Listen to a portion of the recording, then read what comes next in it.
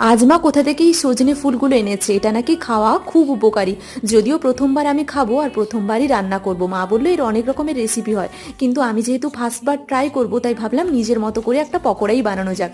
এখানে বেসনে একটু জল দিয়ে আমি ব্যাটার বানিয়ে নিয়েছি, তাতে দিয়েছি নুন আর পরিমাণ মতো হলুদ, এবার দেবো লঙ্কা গুঁড়ো আর দেবো কাঁচা লঙ্কা, তারপরে দেবো একটুখানি কালো জিরে। যেহেতু প্রথমবার জানি না কেমন লাগবে খেতে, তাই ভাবলাম পকোড়াটাই সবচেয়ে বানানো সহজ হবে। এরপর ফুলগুলোকে দিয়ে দিব, তারপর ওই ব্যাটারে ভালো করে মিক্স করে নিব। একটু মোটা করেই বানাবে, তাহলে পকোড়াটা বানাতে সুবিধা হবে। সজনে গাছের প্রত্যেকটা জিনিসই আমাদের জন্য খুব উপকারী। এবার গরম তেলে পকোড়াগুলো এক এক করে দিয়ে দিব। তা ভাজতে গিয়ে আমি যেটা নোটিশ করলাম, এই ফুলগুলো তেলে দেওয়ার পর প্রচুর পরিমাণে ফাটে, তাই ভাজার সময় একটু লক্ষ্য করবে।